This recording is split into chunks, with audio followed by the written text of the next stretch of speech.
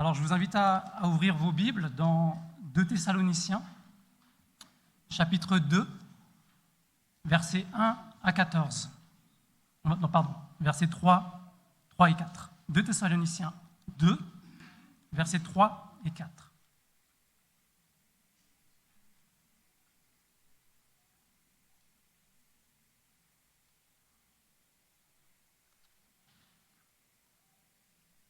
De Thessaloniciens 2, versets 3 et 4.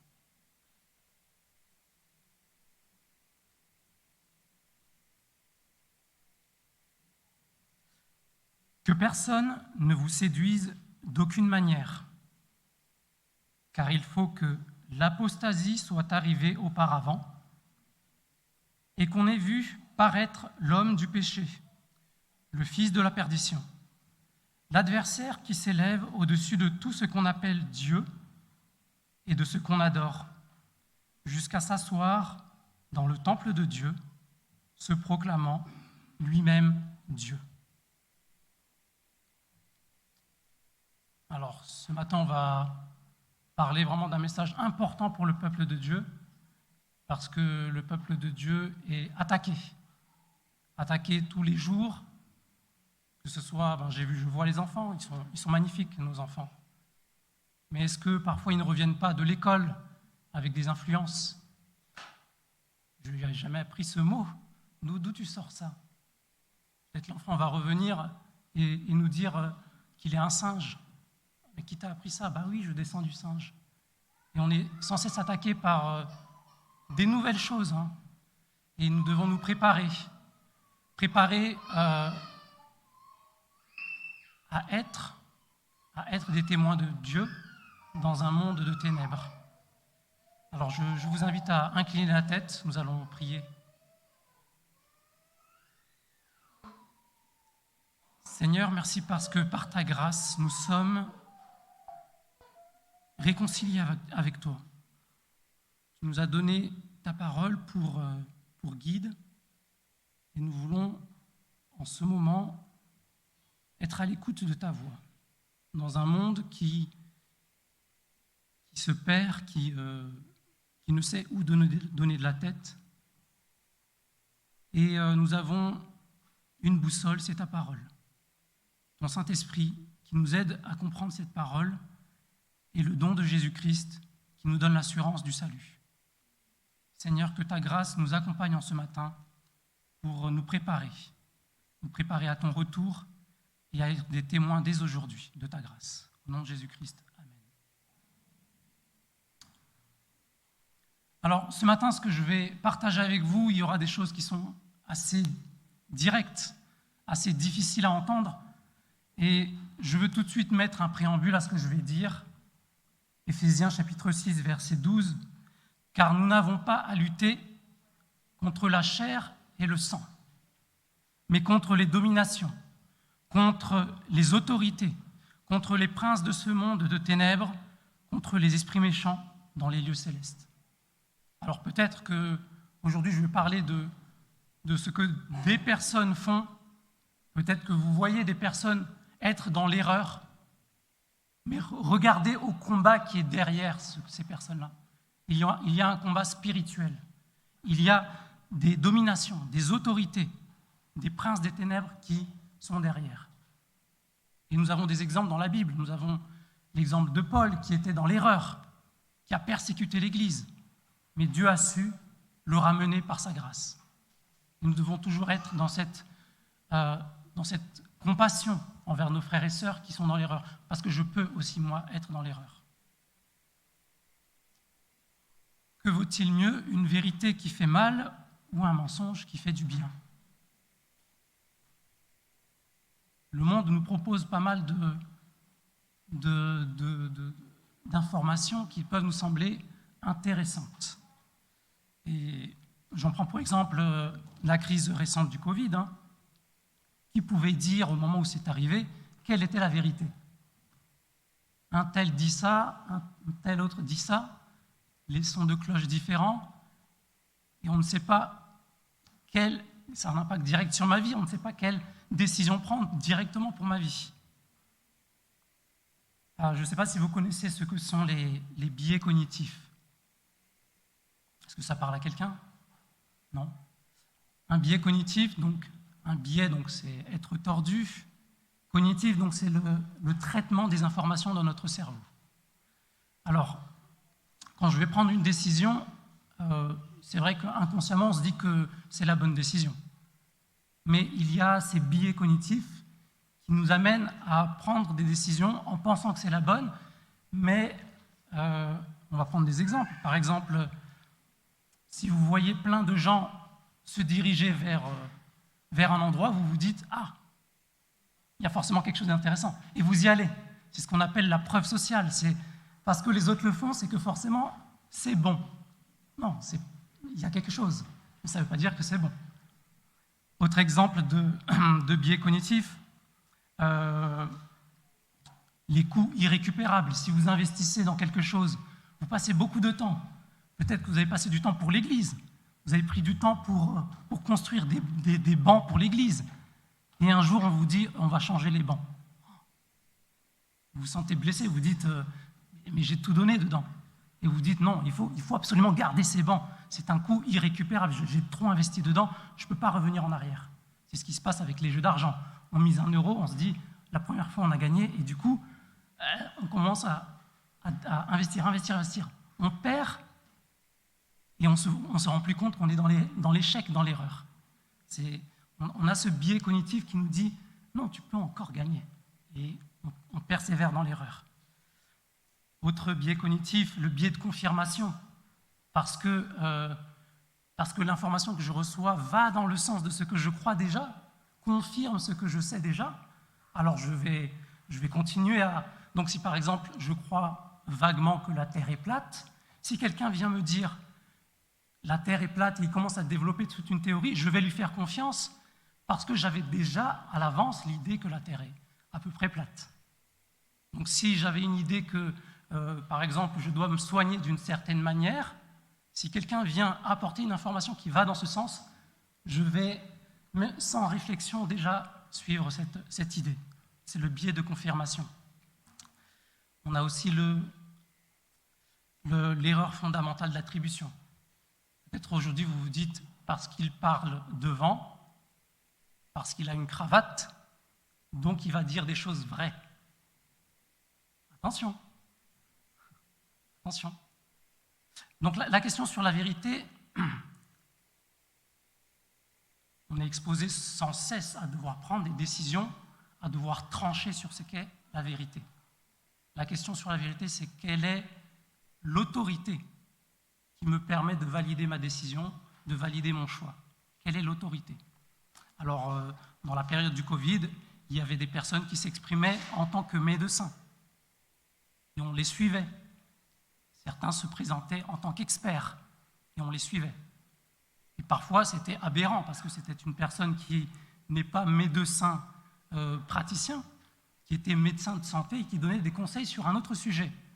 Et on écoutait des personnes plus que d'autres sur des biais cognitifs. À nous de savoir exactement à quelle autorité on se fie. Nous devons prendre des décisions importantes. Et là, j'insiste encore, nous avons à lutter non pas contre la chair et le sang, mais contre des autorités, des dominations, des esprits. Et nous devons savoir quelle est notre autorité pour prendre ces décisions. Je vous raconte une petite expérience par rapport à l'autorité. C'est une expérience qui m'a marqué parce que pendant 5 années, j'ai travaillé auprès de collégiens, donc j'étais surveillant dans un collège. Et dès ma première semaine, 2 jeunes filles sont venues vers moi et m'ont dit « Toi, tu n'as pas d'autorité. » J'ai fait « Pardon ?» Et ce jour-là, j'ai compris, donc il a fallu du temps pour créer la confiance et pour avoir une autorité. Et c'est là que j'ai compris que l'autorité, on ne l'a, une autorité saine. Une autorité saine, peut-être que vous avez en tant que parent, elle ne s'obtient pas par la force. Elle ne s'acquiert pas. L'autorité, on la donne. Quelqu'un donne l'autorité. C'est-à-dire qu'aujourd'hui, nous devons, dans notre combat spirituel, choisir quelles sont nos références, quelle est l'autorité. Et nous devons donner cette autorité. Donc soyez prudents, ce n'est pas parce que j'ai une cravate que ce que je vais vous dire est la vérité. Quelle doit être votre boussole dans votre décision spirituelle? Il y a la Bible, amen. Parfois, ça peut être notre expérience. On est passé par des épreuves, et je vois que tu hoches la tête, et tu as raison. Amen, c'est pas toujours. Les biais cognitifs. On a vécu une expérience, une fois, on a vu que c'était Dieu, on l'a vu une deuxième fois, on se dit que c'est encore Dieu. Attention, biais de confirmation, on peut se dire que parce que ça a été déjà fait une fois, forcément c'est toujours Dieu qui me parle. Faisons attention. Peut-être que notre autorité, elle est dans le pasteur, dans une référence, parce qu'il a plus d'expérience. C'est une bonne chose. Soyons prudents. Nous avons une référence qui est solide, c'est la parole de Dieu. Nous devons y revenir en permanence dans nos décisions. Ok, le monde dit ceci, dit cela, c'est intéressant. Attention, les gens qui sont dans le monde sont sincères. Parfois, ils le sont moins, mais ils sont sincères. Ils partagent des expériences, ils partagent des compréhensions, des connaissances qui sont éprouvées par le temps, mais qui est au-delà du temps. C'est l'Éternel, c'est Dieu. Et c'est sa parole éternelle qui peut nous guider dans des décisions qui nous concernent pour l'éternité. N'hésitons pas à revenir à la parole pour prendre nos décisions, qu'elles soient spirituelles ou qu'elles soient charnelles. Jérémie 17, 5-7 dit « Ainsi parle l'Éternel, maudit soit l'homme qui se confie dans l'homme, qui prend la chair pour son appui et qui détourne son cœur de l'Éternel. Il est comme un misérable dans le désert, et il ne voit point arriver le bonheur. Il habite dans les lieux brûlés du désert, une terre salée et sans habitants. Béni soit l'homme qui se confie dans l'Éternel, et dont l'Éternel est l'espérance. » Jean chapitre 8, versets 31 et 32. Jésus qui parle aux Juifs qui ont cru en lui, il leur dit « Si vous demeurez dans ma parole, vous êtes vraiment mes disciples.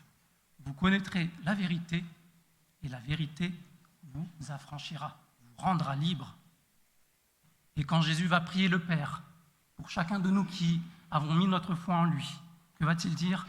« Sanctifie-les par ta vérité. Ta parole est la vérité. » Quand il y est question de trancher pour ce qui est de la vérité, quand il est question de décider, ta parole est la vérité. Alors c'est important de le mettre ça en premier.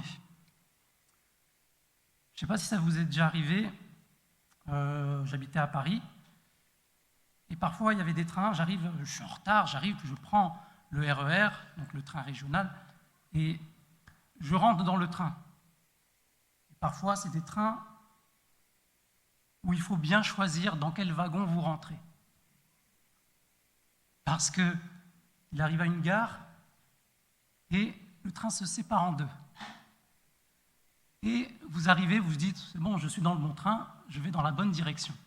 Et vous savez qu'à tel endroit, le train va dans cette direction. Normalement. Et vous vous dites, ah, pourquoi il va de l'autre côté ?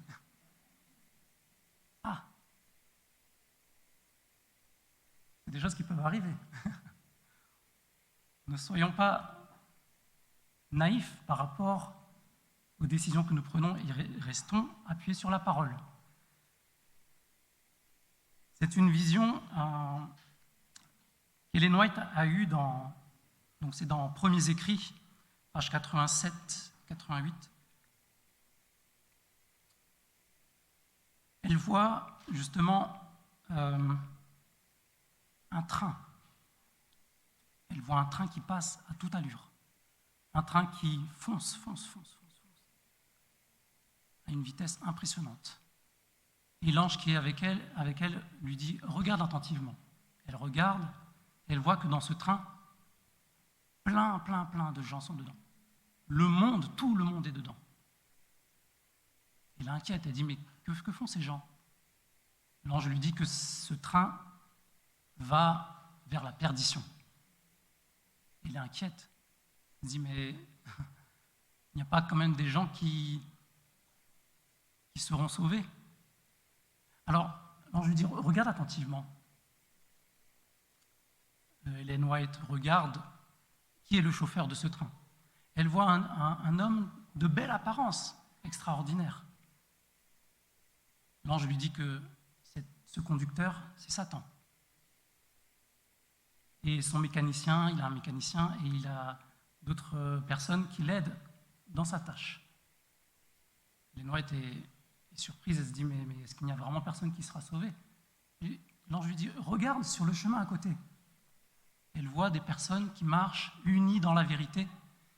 Elle voit leur visage qui est troublé, fatigué par les épreuves qu'ils ont traversées. Mais au loin, à travers les nuages, le soleil apparaît. Et on voit sur leur visage l'espérance et la joie d'être sauvés. Alors j'espère vraiment que nous serons parmi ceux qui sauront voir la vérité et accepter cette vérité, l'accueillir. Est-ce que tu es dans le bon train? Aujourd'hui, nous avons plein d'avertissements dans la parole de Dieu, dans 1 Timothée, mais l'Esprit dit expressément que dans les derniers temps, quelques-uns abandonneront la foi pour s'attacher à des esprits séducteurs et à des doctrines de démons, par l'hypocrisie de faux docteurs, portant la marque de la flétrissure dans leur propre conscience. Paul dit encore dans 2 Timothée qu'il viendra un temps où les hommes ne supporteront pas la saine doctrine, mais ayant la démangeaison d'entendre des choses agréables, ils se donneront une foule de docteurs selon leur propre désir, détourneront l'oreille de la vérité et se tourneront vers les fables.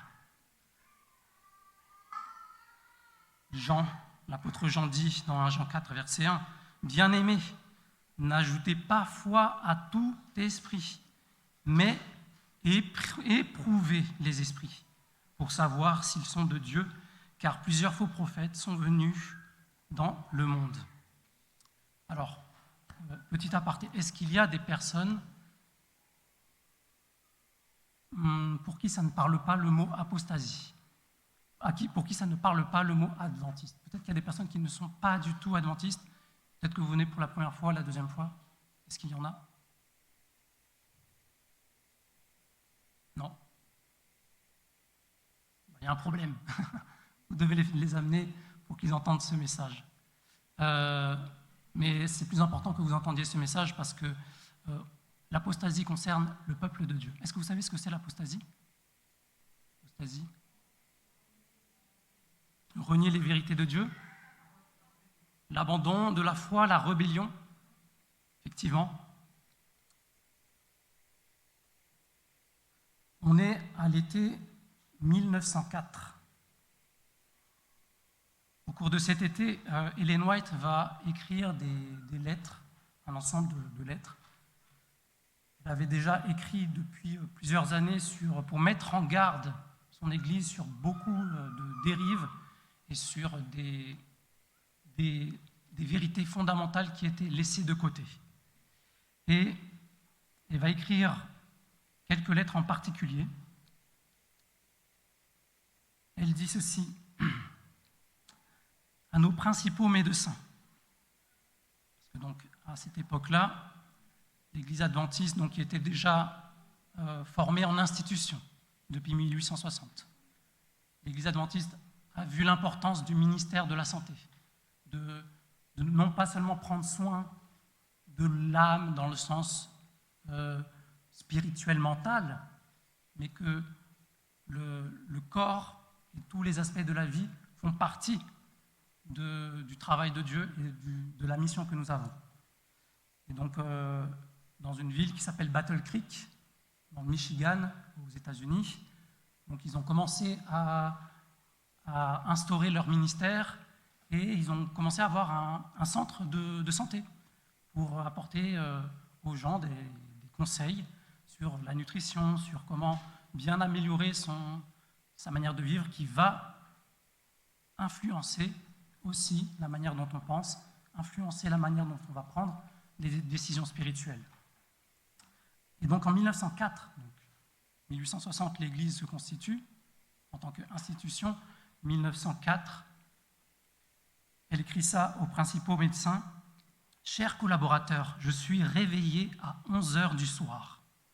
Les scènes qui se déroulent devant moi sont si impressionnantes que je ne puis dormir. Le Seigneur m'a fait savoir qu'une œuvre décisive doit être entreprise pour mettre en garde nos missionnaires médicaux contre les dangers qui les entourent. Le Seigneur appelle le personnel de nos sanatoriums, donc des centres de santé, à un niveau plus élevé. Tout mensonge est incompatible avec la vérité. Si nous suivons les fables habilement composées, nous nous rallions aux forces ennemies qui luttent contre Dieu et contre le Christ. Dieu invite ceux qui se sont habitués à porter un joug de fabrication humaine à rompre ce joug et à cesser d'être les esclaves des hommes. » Elle dit ensuite « Une action vigilante est nécessaire. L'indifférence et la paresse auront pour conséquence la perte de la religion personnelle et du ciel. » Ensuite, elle dit « Ne vous y trompez pas. Beaucoup s'éloigneront de la foi pour écouter des esprits séducteurs et des doctrines diaboliques. L'alpha de ce danger est maintenant devant nous. L'oméga sera d'une nature déconcertante. » 1904. Elle fait face à ce moment-là à l'alpha de l'apostasie. Alpha, la première lettre de l'alphabet grec, oméga, la dernière. C'est-à-dire qu'entre les deux, il y a beaucoup de lettres. L'apostasie, comme on le disait, donc, cet esprit de rébellion contre la loi de Dieu, cette opposition à la vérité, elle s'immisce dans le peuple de Dieu, dans notre Église. C'est avec tristesse que je le dis, vraiment nous devons être vigilants, nous accrocher à la parole de Dieu. Donc cette apostasie, qu'est-ce que l'apostasie ? Dans la parole de Dieu, quand on regarde dans l'Ancien Testament, on voit que les prophètes reviennent en permanence pour encourager le peuple de Dieu, mais aussi leur dire « Voici le péché dans lequel vous allez. Le péché, quels sont vos péchés ?» Et les prophètes vont rappeler par des images que le peuple de Dieu est une prostituée, parce que le peuple de Dieu est adultère, parce que Dieu veut une relation unique avec son peuple, une relation de mari et femme. Et ce peuple va se pervertir à d'autres dieux, à d'autres vérités. Et par les prophètes, donc, et par l'esprit de la prophétie qui accompagne le peuple de Dieu à travers les prophètes, le peuple va être averti en permanence. Faites attention. Vous prenez un train qui va de l'autre côté. Vous n'êtes pas sur le bon train. Et il y a cette image, donc l'apostasie dans Daniel. Dans Daniel, chapitre 3, 7, 8, 9. Vous connaissez normalement tout ça. Je veux bien rentrer dans le détail, mais je pense qu'on n'aura pas le temps de revoir toutes les prophéties. Mais que se passe-t-il dans la prophétie de Daniel ? On voit dans la prophétie de Daniel la succession des royaumes. On voit comment l'histoire de l'humanité est guidée par Dieu. On croit qu'aujourd'hui, les dirigeants qui sont mis en place, c'est le fruit de la démocratie, parce qu'on a décidé. Mais il y a une trame qui est déjà tracée. Il y a une trame et les autorités, les dominations sont malgré tout encadrées par la providence de Dieu. Dieu guide l'histoire de l'humanité. Et on voit qu'il y a une succession dans la statue du roi de Nabuchodonosor que Daniel voit en vision. Il y a une succession, donc l'or, l'argent, le bronze, le fer, donc la tête d'or qui correspond à Babylone, le torse d'argent qui correspond aux Mèdes et aux Perses, le bassin en bronze qui correspond à la Grèce, avec Alexandre le Grand et les 4 généraux qui vont le succéder. On a les jambes de fer qui sont Rome. C'est important parce que dans Daniel chapitre 7, quand ces mêmes images vont être transposées sur des animaux différents, la Rome qui est les jambes de fer, quel animal va être? Donc le premier animal, c'est un lion, Babylone. Ensuite, le deuxième animal, les Mèdes et les Perses, un ours qui est penché sur le côté. Le troisième animal qui correspond au bronze, le léopard avec 4 têtes, la Grèce. Et ensuite vient une bête indescriptible, une bête bizarre, Rome. Rome avec un pouvoir qui écrase tout sur son passage, un bulldozer, un rouleau compresseur. Et la statue ne termine pas sur le fer, elle se termine avec les pieds à moitié fer, à moitié argile. On est dans une époque où la vérité est mélangée, où nous devons être d'autant plus attentifs à ce que dit la parole. Non seulement nous sommes dans la période des pieds, mais on est au bout du bout, les orteils. Combien d'orteils? 10 orteils.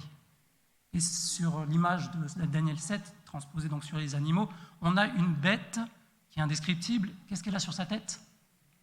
10 cornes, 10 rois, 10 pouvoirs qui vont arriver.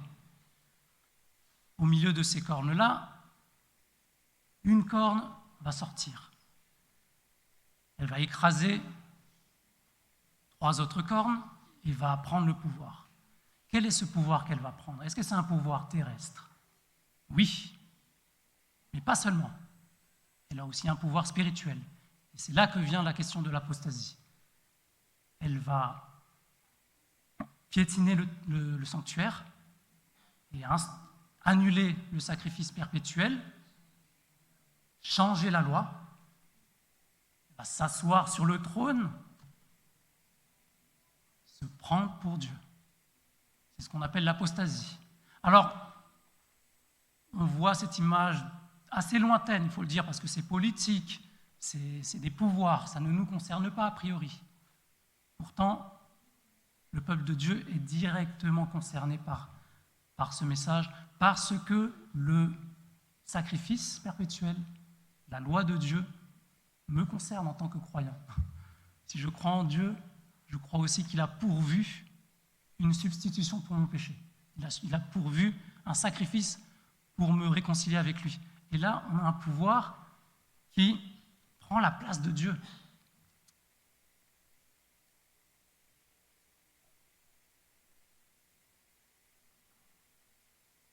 Et le sanctuaire est aussi l'image du jugement. Cette image du jugement, elle est à mettre en parallèle avec tout ce que les prophètes ont dit sur le peuple de Dieu. Que Dieu voulait être l'époux de son peuple. L'époux de son peuple.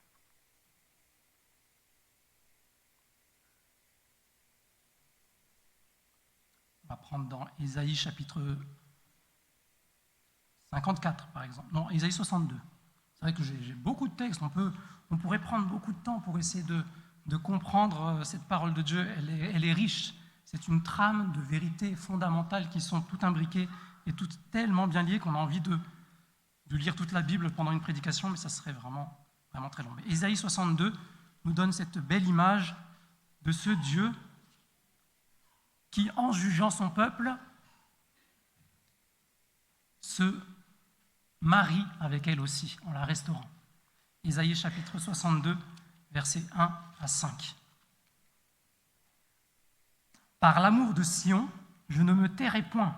Pour l'amour de Jérusalem, je ne prendrai point de repos, jusqu'à ce que son salut paraisse comme l'aurore, et sa délivrance comme un flambeau qui s'allume. C'est Dieu qui parle. Alors les nations verront ton salut, et tous les rois ta gloire. et l'on t'appellera d'un nom nouveau que la bouche de l'Éternel déterminera. Tu seras une couronne éclatante dans la main de l'Éternel, un turban royal dans la main de ton Dieu.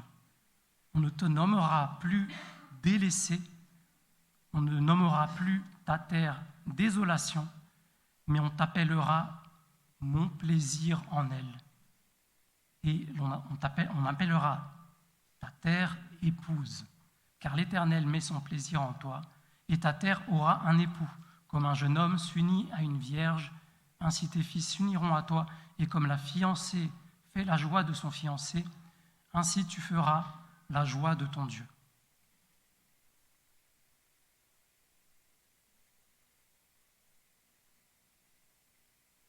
Si on reprend ce que dit Daniel par rapport à cette corne, il parle d'une corne qui va enlever le sacrifice perpétuel, renverser le lieu du sanctuaire et qui va dresser l'abomination du dévastateur, qui va dresser une désolation. Et c'est de cette désolation qu'il parle là quand il parle d'une terre désolée. Quand nous mettons notre confiance dans d'autres voies que la parole de Dieu, nous serons laissés désolés, nous serons laissés ravagés. Et Dieu vient restaurer son peuple, vient restaurer son intimité, sa relation personnelle avec son peuple.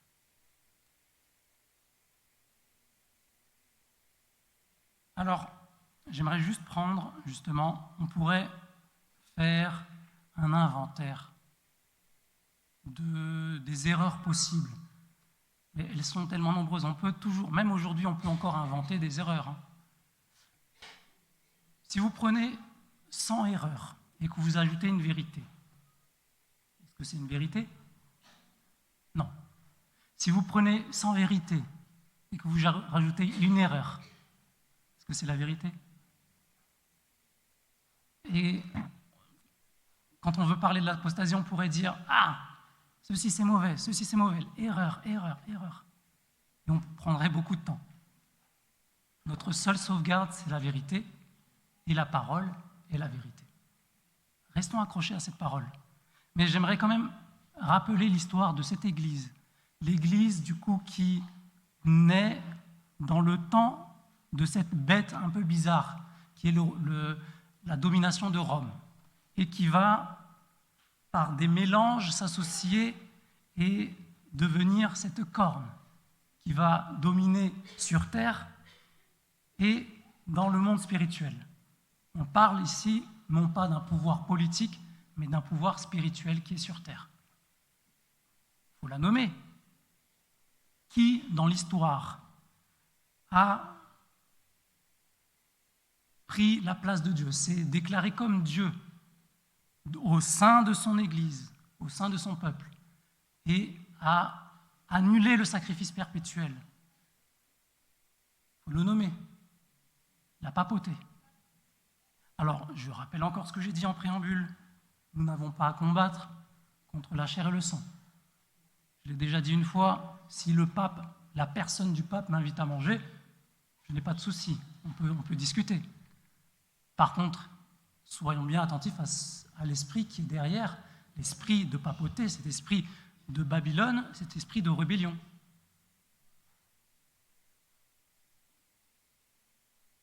Je vais juste prendre un élément qui a amené la réforme. Nous avons vu au cours des siècles une domination d'un pouvoir qui annule la vérité, un pouvoir religieux qui annule la vérité. Et en 1517, on a un homme qui se lève et qui dit « Mais c'est pas normal en fait, ce n'est pas ce que je vois dans la parole de Dieu. Pourquoi je donnerais mon autorité à un homme? Non, mon autorité, je dois la donner à Dieu et à sa parole. » Et il voit qu'il y a beaucoup d'incohérences. Il va dire « Sola scriptura », seulement par les Écritures que j'accède à la vérité. « Sola gratia », c'est seulement par la grâce que je suis sauvé. « Sola fidei », seulement par la foi que je suis sauvé. C'est quoi le dernier? Soli Deo, Dei, Gloria. Tout ça pour la gloire de Dieu seul. Où est la place d'un homme dans tout cela? Nulle part. Et donc j'ai été voir forcément dans le catéchisme catholique pour voir comment la vérité est mélangée. Et si vous regardez dans le catéchisme catholique, sur la question de la justification, si vous prenez la Bible, il y a quand même des versets qui sont assez évidents. Si vous lisez l'Épître aux Romains, la chose est évidente, nous ne sommes sauvés et justifiés que par la grâce, que par le don de Jésus-Christ. Je n'ai pas entendu. Amen. Amen, ça veut dire je suis d'accord. Oui. Pourtant, écoutez bien ce que dit le catéchisme catholique sur la justification. Et ce qui est difficile en fait, et c'est ce que Ellen White va voir aussi au moment où elle va dénoncer une autre apostasie qui arrive au sein de l'Église adventiste, c'est que malheureusement l'erreur n'est pas évidente, elle ne nous saute pas aux yeux. C'est quand on est tombé dans le trou qu'on s'est dit « Ah, mon pas a flanché ». Et une chose que Luther a dissociée, Martin Luther, quand il a commencé la réforme, et cette réforme continue aujourd'hui, il a dissocié la justification et la sanctification. Il faut bien dissocier les deux. Et c'est pour ça que je vous dis c'est un message d'avertissement, parce que aujourd'hui encore, les chrétiens de la réforme reviennent sur cette distinction, et aujourd'hui les deux sont mélangés. Je vous lis juste ce qui a marqué. Donc faites bien la distinction dans votre tête pendant que je lis. La justification. Donc la justification, c'est une déclaration juridique que Dieu fait. Donc vous allez au tribunal et le juge tape et dit « acquitté ». Tu es justifié. C'est une chose. La sanctification en est une autre. Quand je sors du tribunal en étant acquitté, comment est ma vie? Est-ce que donc j'ai fait une erreur, j'ai été coupable, j'ai été acquitté? Est-ce que ma vie après l'acquittement est différente? Oui ou non? C'est ce qu'on appelle, elle devrait l'être, c'est ce qu'on appelle la sanctification. Et elle devrait l'être, c'est un cheminement, c'est une progression, quelque chose qui se fait spirituellement dans un cheminement. Mais attention, quand on commence à mélanger les deux, par quoi sommes-nous justifiés? Par la grâce seule de Christ. C'est-à-dire que je ne peux pas dire devant Dieu « Salut, je suis juste parce que j'ai fait ceci ou cela, parce que je me suis bien habillé, j'ai mis une cravate tous les sabbats. » Ce n'est pas la justification. Peut-être que je mets une cravate à cause de ma sanctification. Parce que Dieu m'a parlé personnellement, et ma sanctification est personnelle, individuelle. Dieu m'a parlé d'agir différemment. Peut-être qu'il va me parler demain pour me dire « enlève cette cravate ». Mais c'est une relation personnelle avec Dieu où Dieu va me dire « dans cette relation où tu es justifié, tu marches avec moi, maintenant, je vais te sanctifier ». Alors, regardons ce que dit le catéchisme. Article 1987 sur la justification et 1988. La grâce du Saint-Esprit a le pouvoir de nous justifier, c'est-à-dire de nous laver de nos péchés et de nous communiquer la justice de Dieu par la foi en Jésus-Christ. Est-ce que l'erreur vous saute aux yeux ou non? Je recommence. La grâce du Saint-Esprit a le pouvoir de nous justifier, c'est-à-dire de nous laver de nos péchés et de nous communiquer la justice de Dieu par la foi en Jésus-Christ et par le baptême. Vous ne voyez pas, hein? C'est ça, c'est très difficile. Quand le mélange est fait, on ne peut plus le défaire. C'est très difficile. Il nous faut une épée tranchante pour dissocier l'erreur.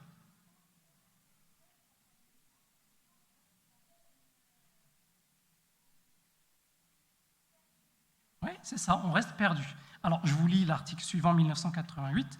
C'est par l'Esprit que nous avons part à Dieu. Par la participation de l'Esprit, nous devenons participants de la nature divine. C'est pourquoi ceux en qui habite l'Esprit sont divinisés. Alors, où devons-nous trancher? Et nous devons trancher sur l'ordre des choses. La justification par le sacrifice de Jésus, la sanctification par quelle grâce? Quel est le don? Grâce, ça veut dire don. Quel est le don que Jésus donne? Le Saint-Esprit.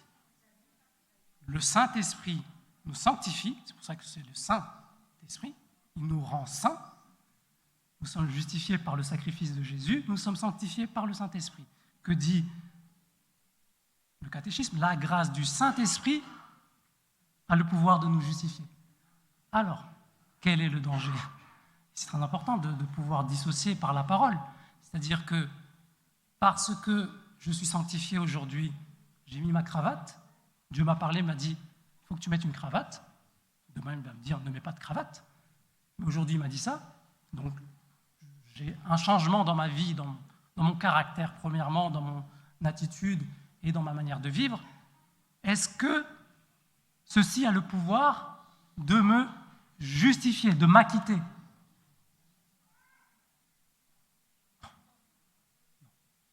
Seulement le sang de Jésus qui m'acquitte. Est-ce que vous vous imaginez arriver au ciel? On va tous arriver au ciel par la grâce de Dieu, parce que nous avons mis notre foi dans son Fils. On va rentrer et on va être fiers. Ah, j'ai été bien sanctifié, je mérite de rentrer dans ce ciel. Je mérite d'être divinisé. Il y a un problème. À quoi remonte cette erreur, ce mensonge? Que disait le serpent à Ève? Vous ne mourrez pas, mais le jour où vous mangerez le fruit, Dieu sait que quand vous mangerez le fruit, vos yeux s'ouvriront et vous deviendrez comme Dieu. Ce message perdure aujourd'hui. Et soyons attentifs, gardons nos yeux tournés vers le ciel, gardons nos yeux vers cette espérance. Quand je vais rentrer dans le ciel, quel sera le ressenti que j'aurai dans le cœur? Est-ce que je me sentirai Dieu à la place de Dieu? Ou est-ce que je regarderai à Jésus et voir ses mains percées, ses pieds percés, son côté percé, et je dirai « Youhou, grâce à moi !» Je pense que quand on rentrera au ciel, certes, on va bien faire la fête. Mais quand on va remettre les pieds dans la Nouvelle Jérusalem, je pense qu'on aura un moment d'hésitation. On va se dire, est-ce que je mérite vraiment? Et là, on va lever les yeux et Jésus va nous lever, va nous accueillir comme son fils, comme son frère. Viens dans la gloire, viens dans ma grâce, dans ma gloire.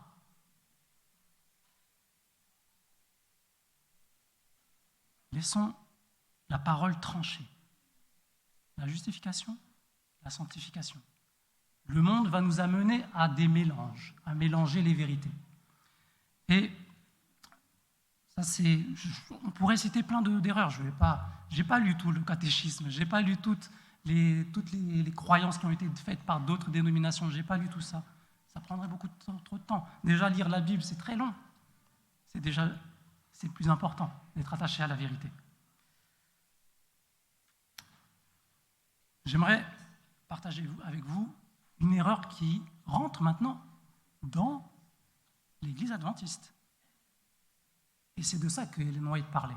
L'alpha de l'apostasie, qui était à son époque, dans les années 1900, qui arrive aujourd'hui, en 2022. Est-ce qu'on est à l'oméga? Je ne sais pas. Si on est à l'oméga, la révélation de l'impie, de l'homme de péché, Jésus doit arriver juste derrière. Je ne sais pas quand Jésus va revenir, mais nous devons rester attentifs. Quand elle parlait de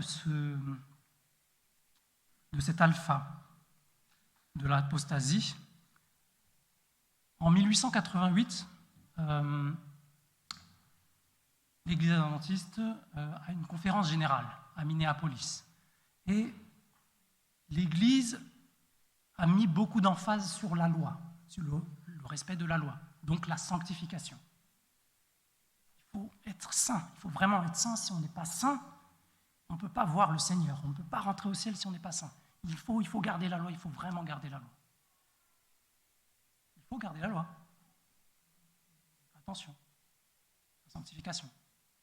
C'est ce que cette sanctification remplace ma justification. Et en 1888, donc il y a deux hommes,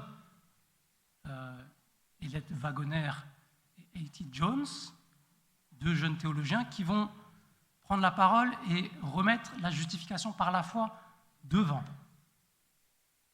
L'Église va refuser ces messages. Ellen White va soutenir ce message de la justification par la foi, mais l'Église va refuser. Et c'est très important de regarder comment l'apostasie vient. Ces deux jeunes hommes ont fini par se perdre il y a deux extrêmes. À garder que la sanctification, on se perd. À garder que la justification, il n'y a plus de loi, je peux tout faire par la grâce de Dieu. Parce que du coup, je suis divin ou je ne sais pas. Et ces deux jeunes hommes vont malheureusement se perdre dans l'apostasie. Quelle était cette apostasie? Il y avait un homme justement qui a compris le message de la santé. C'était celui qui a inventé les céréales, Kellogg's. John Harvey Kellogg, grand, brillant médecin. Il a inventé tellement de choses merveilleuses. Je n'ai plus le souvenir de ce qu'il a inventé, mais à part les céréales, mais bon, dans le domaine de la médecine, il a apporté beaucoup d'avancées. Très, très brillant. Les cures, exactement. Il a apporté beaucoup de choses à la médecine. Et à cette époque-là, c'était révolutionnaire. Il avait comme projet d'agrandir le sanatorium, donc le centre de santé, pour en faire vraiment quelque chose d'immense. Donc j'ai regardé les photos. Je ne sais pas si vous voyez le Grand Hôtel Dieu. C'est plus grand. Au départ, c'était une petite maison. Il en a fait quelque chose d'immense. Et Ellen White l'a averti pendant des années. Ce n'est pas ce que Dieu me montre. L'Église doit être diffuse dans tout le territoire et ne pas se rapprocher des villes. Sortez des villes. Faites des petites unités. Et il était entêté. Il a refusé les messages d'Ellen White. Et il y avait quelque chose derrière son caractère, derrière il y avait un orgueil. 1900, je reprends l'histoire donc à Battle Creek, on se trouve dans le Michigan, 1902, un incendie se produit sur le sanatorium. Ellen White avait déjà averti qu'il ne fallait pas agrandir ce sanatorium, et ils l'ont quand même fait. Il y a eu un incendie, un grand incendie qui a ravagé complètement le sanatorium. On est 18 février 1902. L'automne de cette même année, Kellogg décide d'écrire un livre qui s'intitule « Living Temple », le temple vivant. Dans ce livre, il va parler de certaines choses, et Ellen White va voir tout de suite qu'il y a l'alpha de l'apostasie. Il va demander à imprimer ses livres. Donc, Battle Creek, c'est un petit peu comme si on avait un campus, et l'idée des adventistes à cette époque-là, c'est d'essayer de rester entre eux et de créer une communauté qui soit autonome. Et les White disaient non, il faut sortir, il faut être présent partout sur le territoire. L'Église refusait, et donc ils avaient le sanatorium, ils avaient une grande imprimerie, à travers laquelle ils imprimaient beaucoup de livres, dont les livres d'Ellen White, et Kellogg va demander à faire imprimer ce livre en 5000 exemplaires. Le comité, le conseil va refuser, et par derrière, il va quand même proposer son livre à l'imprimerie qui va accepter. Quelques jours après, alors que tout était prêt pour imprimer, 30 décembre 1902, l'imprimerie est incendiée. Je vous lis le témoignage du chef des pompiers qui est intervenu sur les 2 incendies. Ce qui est étrange dans ces incendies des Adventistes du 7e jour, c'est que l'eau versée sur les flammes les active plus que de l'essence. 2 jours avant l'incendie de l'imprimerie, Ellen White voyait en vision un ange avec une épée de feu au-dessus de l'imprimerie. Ellen White avait averti, ce n'est pas le message que je reçois. Certes, elle n'arrivait pas à discerner exactement quelle était l'erreur, et c'est ça qui est difficile, c'est que même une personne qui reçoit l'esprit de la prophétie, c'est difficile de dire c'est exactement ceci ou cela. 1903, donc, Kellogg fait reconstruire le sanatorium, cette fois-ci en plus grand. Il dit plus grand encore. Nebuchadnezzar. Cet orgueil de toujours plus. 1903, dans l'été 1903, il fait sortir définitivement ce livre, Le Temple vivant. Qu'est-ce qu'il y a dans ce livre? Ellen White dit que, je vous reprends juste ce qu'elle dit par rapport à ce livre, j'arrive à le retrouver.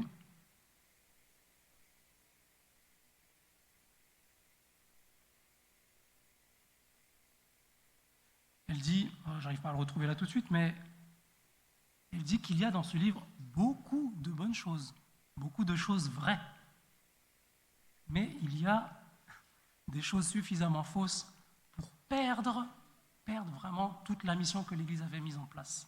Et c'est ce qui s'était en train de se passer. De quoi parlait ce livre? Quelle était la chose insidieuse, vraiment très très bizarre qui était infiltrée dans ce livre?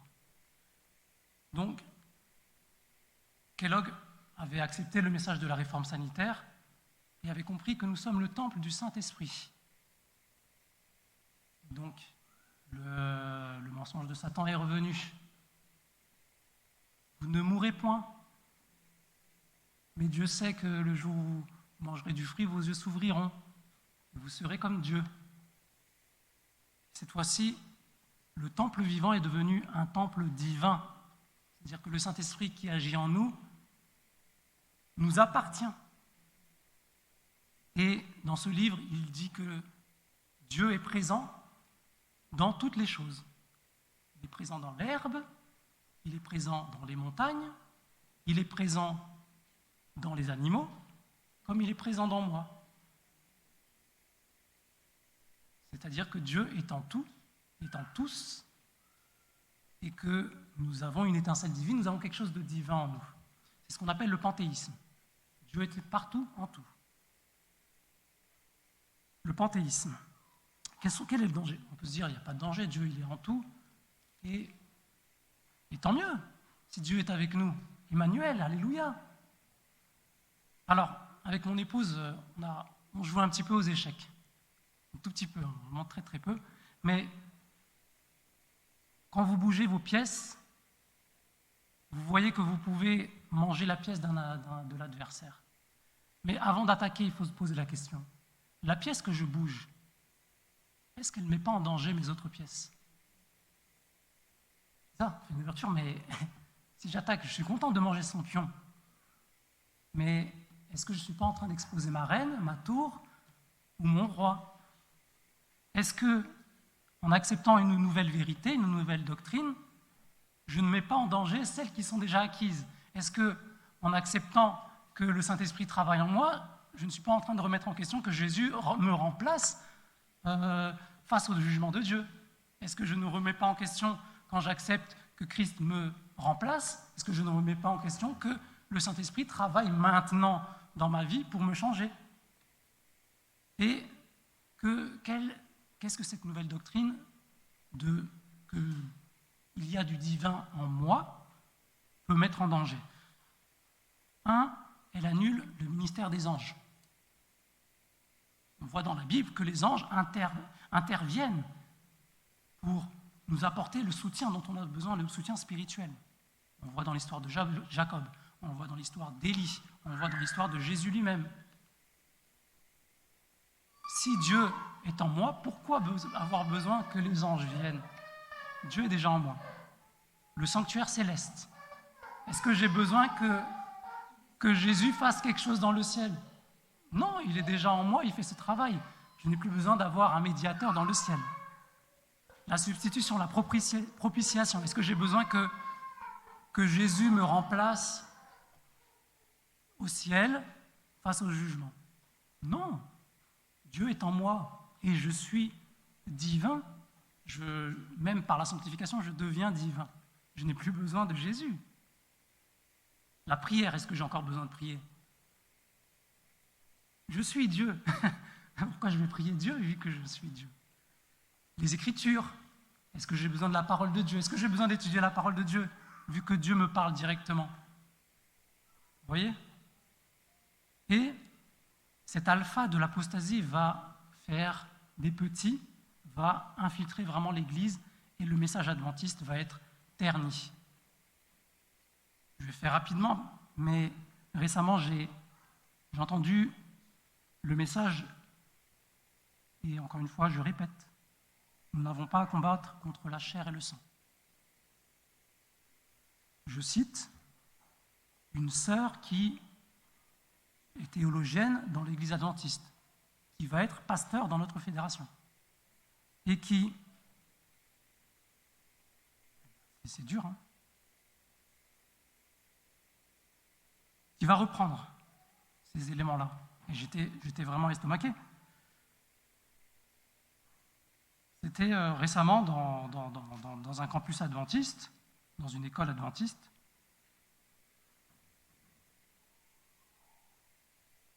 Elle va reprendre le Notre Père et le lire avec une nouvelle approche. Une approche que le monde suggère. Et elle va prendre le Notre Père et le regarder maintenant d'une manière féministe.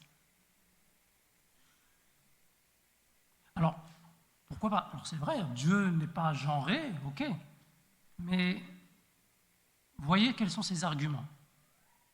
Les sociétés changent, les mentalités aussi.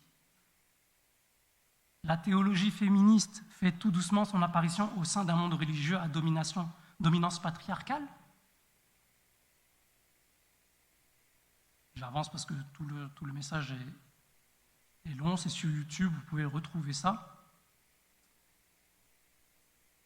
Il est ce Père, ce Dieu Père, dont les entrailles frémissent pour nous, ses créatures. Sa paternité est à la fois paternelle et maternelle, elle est parentalité. Et plus encore, Dieu est ouvert à la correction, à l'enrichissement, au complément par nos expériences personnelles propres et peut, sans restriction, devenir notre frère, sœur, ami, confident. Alors, après tout, pourquoi ne pas couper la poire en deux et faire un pas de plus en employant un langage féminin pour atteindre celles et ceux qui sont un peu plus sensibles à cette approche maternelle de Dieu et l'écrire avec un « e » à la fin. Et donc elle cite, donc c'est la question de l'autorité, à qui nous donne notre autorité. Et elle cite une journaliste. Pourquoi c'est une journaliste qui va nous dire de changer ce qui est écrit et de dire Dieu avec un E? Alors, d'accord. Et elle va citer ensuite, donc sur Notre Père qui va devenir Notre Mère, elle va citer un pasteur, une femme pasteur, qu'elle va citer comme luthérienne. Et malheureusement, j'ai regardé comment elle a fait ses recherches. Je répète encore, les biais cognitifs. Faites attention à qui vous donnez votre autorité. Ce n'est pas parce que vous cherchez Google que c'est la vérité. Les premiers résultats, ce n'est pas la vérité. Donc j'ai tapé Notre Père, féminisme. C'est très simple à faire. Hein. Vous tapez Notre Père, féminisme. Vous trouvez ça. Et je vois que c'est sur le site donc, de l'Église réformée. Que dit ce Notre Mère? Notre Mère qui est en nous. Nous célébrons tes nombreux noms. Ta sagesse vient, ta volonté sera faite, se déployant des profondeurs de nos êtres. Je vous épargne tout ça, mais car tu es la demeure au milieu de nous, au-dedans de nous, l'émancipation autour de nous. Alors, je veux bien accepter qu'on puisse voir différemment, créer différemment, mais la question c'est quand je bouge mon pion, est-ce que je n'expose pas mes vérités fondamentales qui sont derrière? J'ai regardé à quoi était lié ce nouveau poème, ce Notre Mère. Je vois que c'est sur YouTube et que c'est une église, Her Church, ça s'appelle, l'église féministe, qui a une pasteur révérend, qui a des prêtresses, je regarde la liste, parmi les prêtresses, il y a une sorcière. Parmi les prêtresses, il y a des gens qui vont chercher à découvrir des nouvelles manières de vivre la spiritualité. Alors je suis ravi de voir que vous êtes choqués et surpris. C'est que vous êtes dans la vérité. Mais méfiez-vous, les erreurs rentrent dans l'Église. Je vous parle d'une pasteur, futur pasteur de notre fédération. Ce n'est pas pour l'accuser, je parle pour dire que nous n'avons pas à combattre contre la chair et le sang. Il faut prier pour nos frères et sœurs, pour nos pasteurs, et nous-mêmes, pour que notre autorité, notre confiance, nous la mettons dans la parole de Dieu et la parole de Dieu seule. Soyons attentifs à ce qui nous est dit. Ce sont parfois des avis pertinents, mais la parole de Dieu doit primer.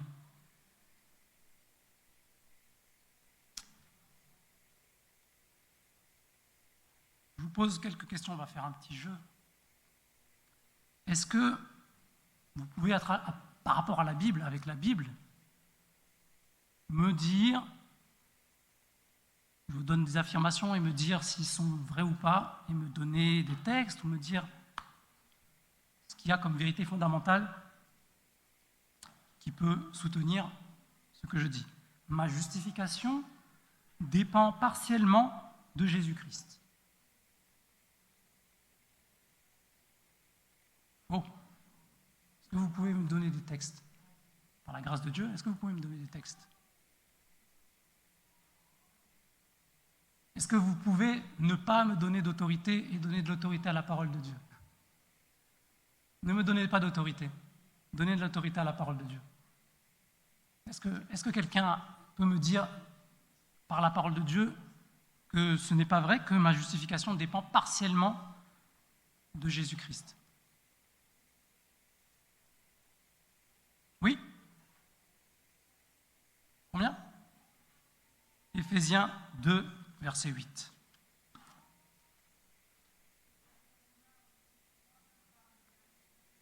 Amen. Donc Romains chapitre 3, donc Éphésiens 2, 8 qui dit « Car c'est par la grâce que vous êtes sauvés par le moyen de la foi, et cela ne vient pas de vous, c'est le don de Dieu. » Amen. Merci ma sœur. Et tu disais Éphésiens 3, je lis, Éphésiens 3, versets 22 à 28. « Justice de Dieu par la foi en Jésus-Christ pour tous ceux qui croient, il n'y a point de distinction, car tous ont péché et sont privés de la gloire de Dieu. Et ils sont gratuitement justifiés par sa grâce, par le moyen de la rédemption qui est en Jésus-Christ. » Il n'y a pas de place pour moi là. Même partiellement. Non. Il n'y a que Jésus qui m'accorde la justification. Je vous propose une deuxième. Ma chair est sanctifiée totalement avant le retour de Jésus. Est-ce que c'est vrai ou pas? Est-ce que ma chair peut être sanctifiée totalement avant le retour de Jésus? Elle sera au retour de Jésus. Tu as un texte? Je sais à quel texte tu fais référence. 1 Corinthiens chapitre 15, versets 51 à 52. Voici, je vous dis un mystère. Nous ne mourrons pas tous, mais tous nous serons changés en un instant, en un clin d'œil. Quand? À la dernière trompette. La trompette sonnera et les morts ressusciteront incorruptibles et nous serons changés. La sanctification et le travail de l'Esprit dans notre caractère, dans notre manière de vivre, elle est importante aujourd'hui. Sans la sanctification, nous ne verrons pas Dieu. Mais elle n'est pas terminée avant le retour de Jésus. Nous mettons notre confiance dans le sacrifice de Jésus, nous acceptons cette justification et nous sommes transformés selon ce que Jésus veut nous transformer. Qu'est-il arrivé à Paul quand il a demandé à Dieu de lui retirer cette écharde? Ma grâce te suffit. Tu n'as pas besoin d'être beaucoup plus sanctifié à tes yeux, purifié. Et la sanctification, elle se passe à travers l'épreuve. Et cette épreuve, parfois, nous la refusons, et elle est pourtant de Dieu. Je vous en propose encore une autre. Est-ce que je suis ou est-ce que je peux devenir divin? Oui, le message des 3 anges? C'est ça.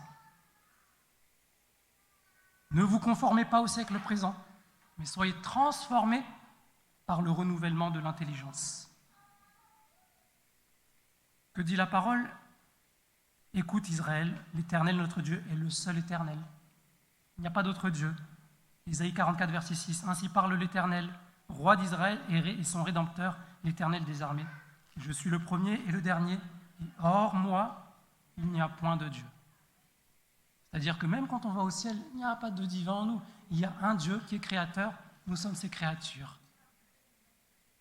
Soyons attentifs à ce que la parole nous dit, soyons attentifs aux erreurs qui viendraient dans l'Église. Il y en a des nouvelles qui vont arriver encore. Il y en a des nouvelles, il y en a plein. Sachons quelle est l'autorité qui nous guide. Sachons reconnaître aussi nos erreurs. Sachons reconnaître nos biais cognitifs. Est-ce que je me fais confiance trop régulièrement parce que j'ai vécu des bonnes expériences? Peut-être que Dieu veut me faire changer de chemin à ce moment-là. Est-ce que je suis prêt à entendre sa voix? Prêt à changer mon caractère? Pour terminer, je vais vous lire 1 Thessaloniciens 5, versets 19 à 23. Je vous invite à prendre ce texte très important qui résume un petit peu le combat que nous avons à mener aujourd'hui par rapport à l'erreur, par rapport à l'apostasie qui rentre dans l'Église. Nous sommes l'Église, nous sommes solidaires, nous prions pour nos frères et sœurs, mais nous devons personnellement accepter la sanctification. 1 Thessaloniciens 5, versets 19 à 23. N'éteignez pas l'esprit, ne méprisez pas les prophéties, mais examinez toutes choses. Retenez ce qui est bon, abstenez-vous de toute espèce de mal. Que le Dieu de paix vous sanctifie lui-même tout entier, et que tout votre être, l'esprit, l'âme et le corps, soit conservé irrépréhensible quand? Lors de l'avènement de notre Seigneur Jésus-Christ. Que Dieu nous garde dans sa parole, dans sa vérité, et qu'il garde son Église ferme dans cette vérité, solide, ancrée dans sa parole, et qu'ensemble nous puissions continuer à proclamer le message de l'Évangile de Jésus-Christ crucifié à ma place, qui donne son sang pour moi personnellement et pour le salut des hommes. Que le Seigneur nous accompagne dans la poursuite de notre étude de sa parole et dans notre sanctification. Amen.